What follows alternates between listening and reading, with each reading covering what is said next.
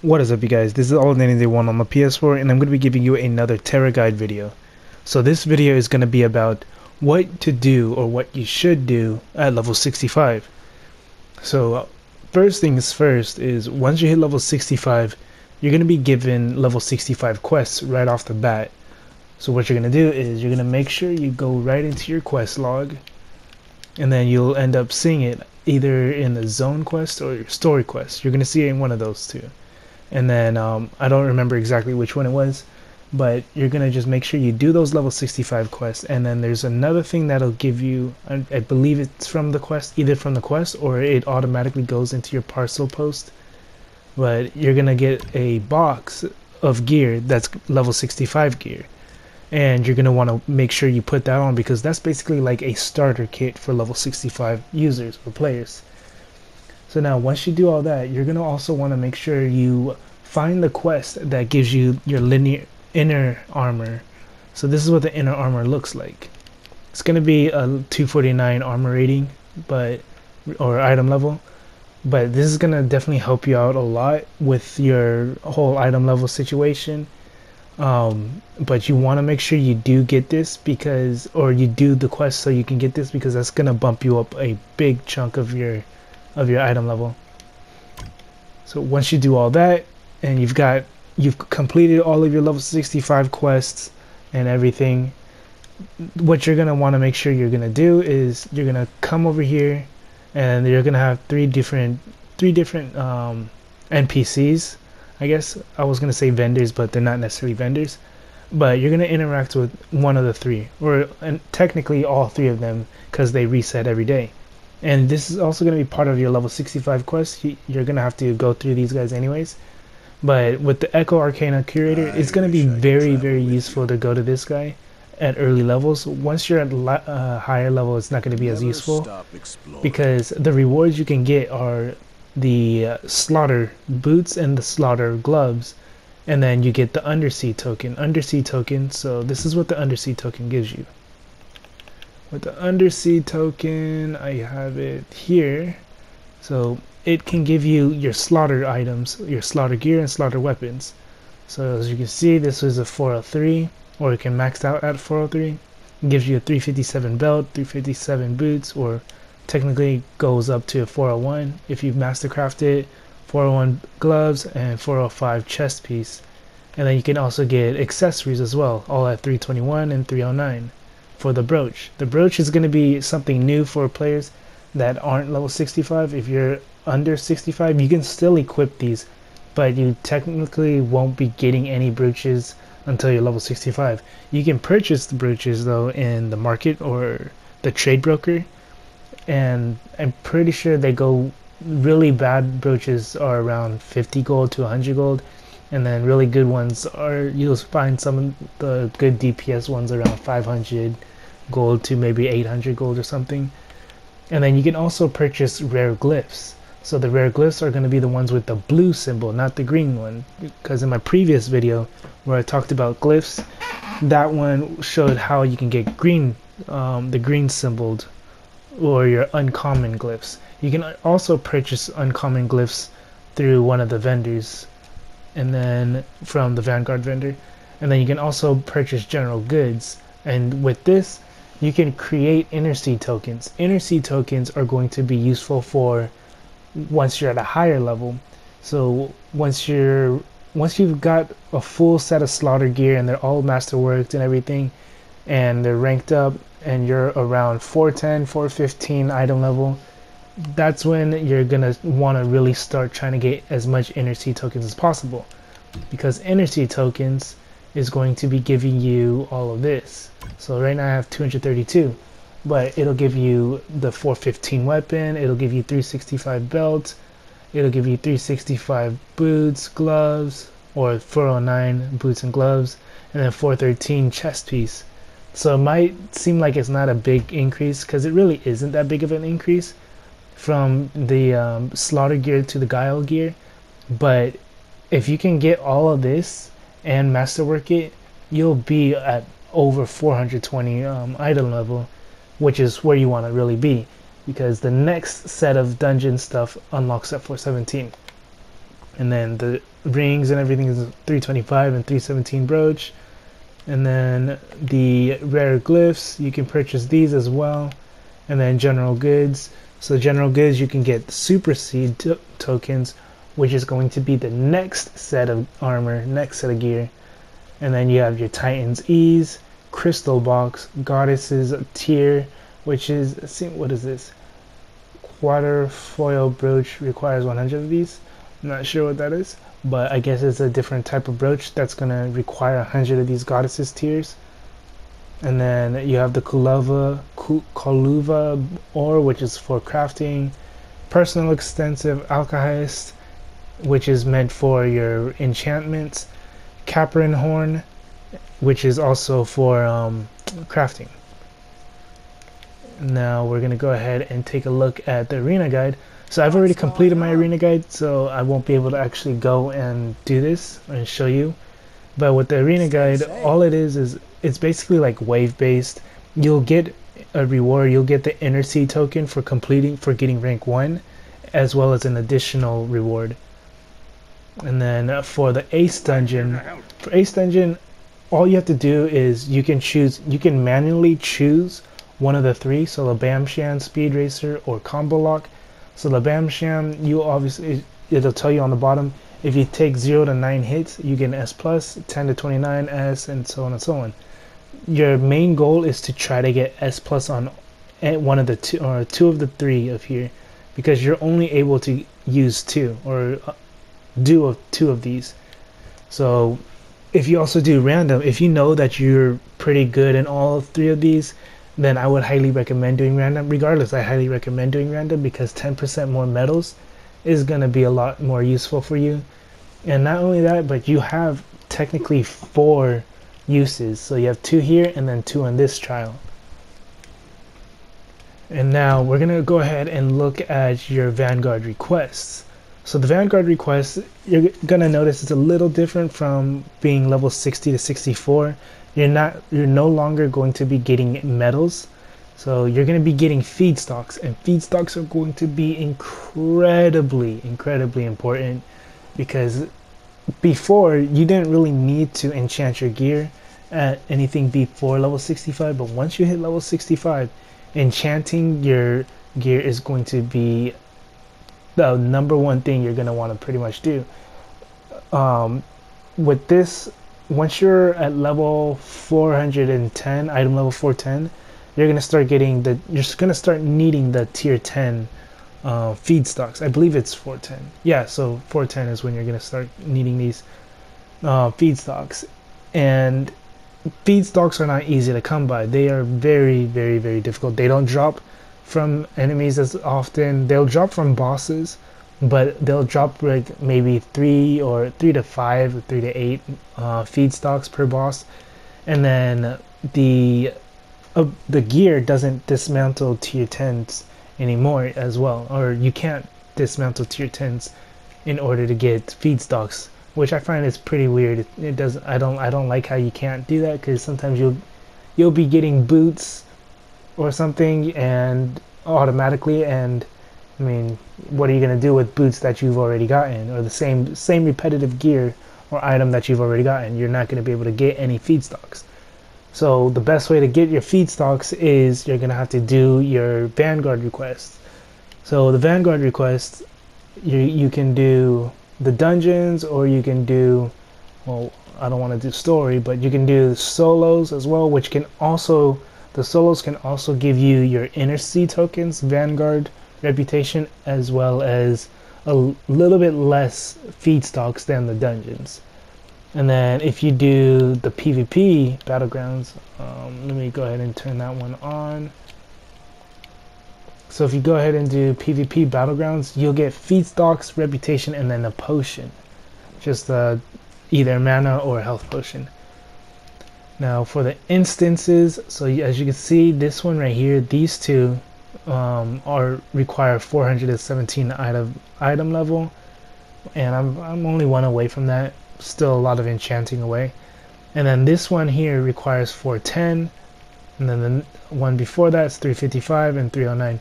So as soon as you hit level level 65, the ones that you'll be able to run and do would be the Calavin's Challenge, Channel Works, and Demo Crown Factory, because of the gear that you get.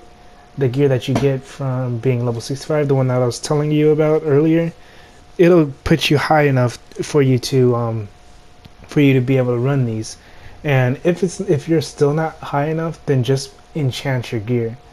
So once you enchant your gear, just don't enchant it fully, just enchant it a bit up to the point to where it gets you up to 355. So that way you can get your gloves, your brooch, and your rings, earrings, necklace, your weapon, your boots. And then you'll be able to move on. But the only way you'll really be able to move on to the next tier for the 410 dungeons is you're going to also really need to enchant your gear. And maybe even masterwork maybe one or two pieces of gear. And then once you're high enough, or once you've done all that, for 417 dungeons, right now I've masterworked all of my slaughter gear, and I have 2 of my guile gear masterworked, but they're only up to rank 11. So having 2 guile gears fully master ranked or masterworked, as well as your slaughter gear masterworked, will get you high enough just to do the 417 as well. Alright, and then the next thing is you're also going to want to make sure you enchant your gear. So with enchanting your gear, like I was talking about before, I will also be making a separate video about enchanting your gear and whatnot. But like I was saying, with how you need the tier 10 feedstocks and whatnot, it really all depends on what your tier is for your weapon. So if you look at the bottom, it says tier 10 for my superior scepter. That means I need tier 10 feedstocks. If I had the tier 9 scepter, then that means I only need the tier 9. If I needed so on and so on, then that means that, you know, it just goes to whatever feedstocks and weapon type or weapon tier you have. So what you would do is you would go to enchant, and then feedstock, I would press this, and then I would go ahead and use either Masterwork Alkahest or the Extensive Alkahest. I'm not going to be able to do that right now because I don't have enough, but that's all you would do. You would make sure you have the right amount. Some people don't. Oh wait, I do have the right amount. Oh, no I don't actually, it's 48. But some people don't go with the recommended, some people will go less than what the recommended is. For me, I prefer the recommended because it's just a higher chance versus spamming the 4s or the 8s when it requires 24 or 48. So I wouldn't, that's just on me though, that's just me. I would recommend going with the recommended versus going with less or way less than the recommended. And then for masterworking your gear, you would go to enchantment and effect reset. So when you go here, you would just choose any of the scrolls that you have available. So you have to make sure the scroll matches the weapon tier. So if you didn't have any blessed enigmatic, or if you didn't have a noble enigmatic scroll, then you would need to make sure your scrolls match. So since this is a tier 10 scroll or a tier 10 weapon, you have to make sure you have a Master Enigmatic Scroll X, which is 10. If it was a 9, a tier 9, then you would need the Master Enigmatic Scroll 9, and so on and so on. You would just make sure you press X on it, whatever, and then you see on the bottom right, I have Intricate Identification Scroll. That's going to be something you're going to also really need. Make sure you have, because it's going to help you a lot with this. Oh, and you know what? So also, well, yeah, so the Intricate Identification Scroll is going to help you a lot with re-rolling and being able to help you masterwork your item. So the way you'll know if you masterwork your item is you'll have a yellow badge symbol on your weapon as well. So once you get that symbol, that means you have it masterworked, and it'll also have the title masterwork on it. So the next thing is not just that, but also the way you can increase your item level a little is you want to make sure your gear has all yellow slots. So this is yellow, this is yellow, this is yellow, and this is green. So the green is the only reason why my weapon isn't at like 411 or 413 or whatever the max is for my weapon right now. The only reason why it's not at that high is because this is at a green. So if you look at the right side, you can see which ones you can have. You can't manually choose them, they just choose by themselves. So you can also lock your stats. You can lock your perks, status, whatever you want to call it. You have to make sure you have enough spellbinds though. You can get spellbinds from a lot of different ways, but you just want to make sure you have enough. So if you want to spellbind one item, then it costs 16. If you want to do 2, that's 32. If you want to do 3, that's, you know, another 16, and then there would be no that'd be weird to, well, I mean, I guess you can lock all 4 of them if you wanted to, if all you're really trying to do is masterwork. But I'm gonna go ahead and try to see if I can get something good. If I don't, then oh well. Alright, so it gave me crit power again. I'll just leave it alone for right now. But yeah, that's pretty much how that works. And then for the intricate scroll, oh, I gotta equip my weapon. For the intricate scroll, you can come to the specialty store, and then you'll be able to go to the arcane supplies. Not arcane supplies. Was it this guy? No, not this guy. It's the merchant. And then you'll go to scrolls, or okay, general goods. So you go to general goods and you'll be able to buy the common enigmatic scroll, intricate identification scroll, and common identification scroll. So the one you're going to want to get is intricate identification scroll because it gives you a higher chance of giving you master, I believe. So used within oh, okay, no, this is just used for those 3 types of, or 4 types of tiers, I guess. I'm not exactly sure, but I would recommend just going with the intricate identification scroll. It does cost 5 gold though, but gold shouldn't be a huge issue since you'll be getting a lot more a lot faster. And then yeah, so that's pretty much it with that part. We're gonna go ahead and move on to the next.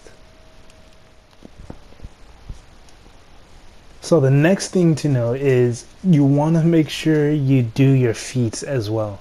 So some people are thinking feats are really not as important or whatever, but feats are actually pretty useful. Not necessarily just for titles or whatever, but there are some really good rewards out there that you can use, as well as passive rewards as well. So it would be right here from the other rewards.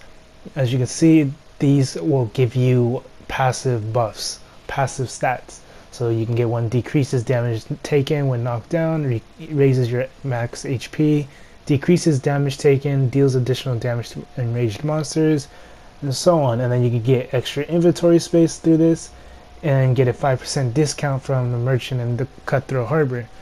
So you have to make sure you do your feats, at least your feats for these. I haven't done all of them, but I've been doing a lot of different feats anyways. But you can do those, and then you can get pets and mounts feats as well from this. You can get gold, you can get items, you can get titles. So feats are going to be very important, mainly, like I said, mainly for those passives, and maybe even the mounts as well, or the mount and pets. But other than that, the rest of your feats is pretty much up to you on whether you want to do them or not. But yeah, like that's pretty much it. If you want to look at your feats, all you have to do is just go to progression or go to whatever it is, and then you can just press your D-pad and see which ones you need to do. And yeah, that's pretty much it with that.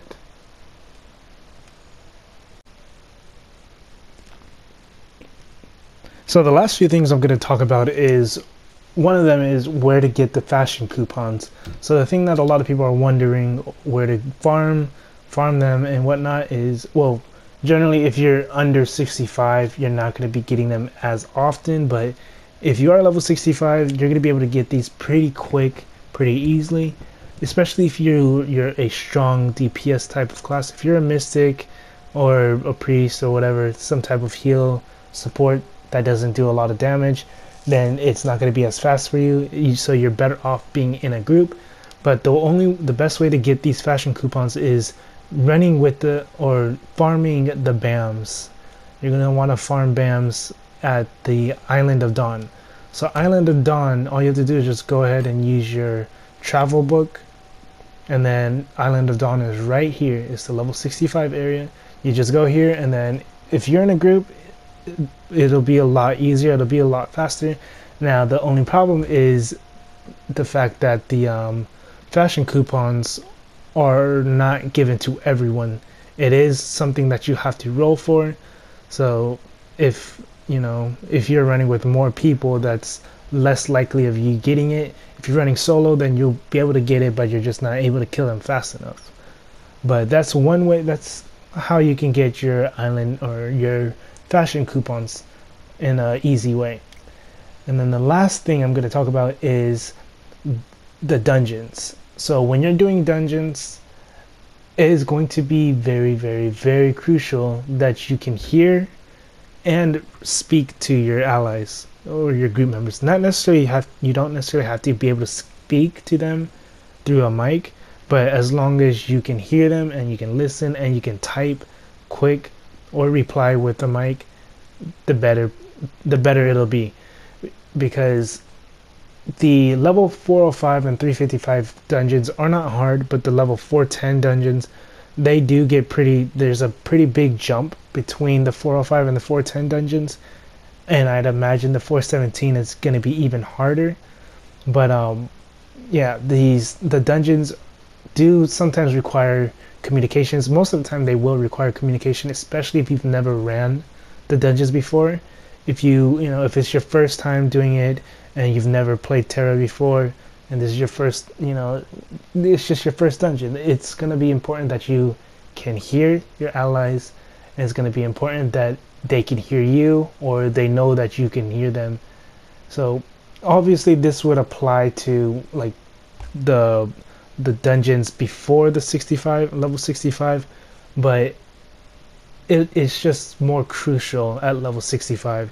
So that's something you should make sure you definitely know. So that's pretty much it with this video. If this helps you at all, go and leave a like, comment, and subscribe. If there's anything else you need to know or you want to know, let me know down in the comment section. And if there's anything that you guys know that I didn't include on here, then go ahead and put that down in the comment section. That's pretty much it. Oh, nope, before I forget, sorry. So if you have elite status, I 100% recommend you always use your Everfull Nostrum. If you have to, go ahead and add this to a shortcut, because this is the best combat or superior combat I guess consumable that you could ever use. And the thing about this is it lasts for 30 minutes and it's an unlimited use. So make sure you use it. It's better than any other consumable that you could use, pretty much. But yeah, that's pretty much it. This is all Danny Day 1 on the PS4. Have a good day, good night, and peace.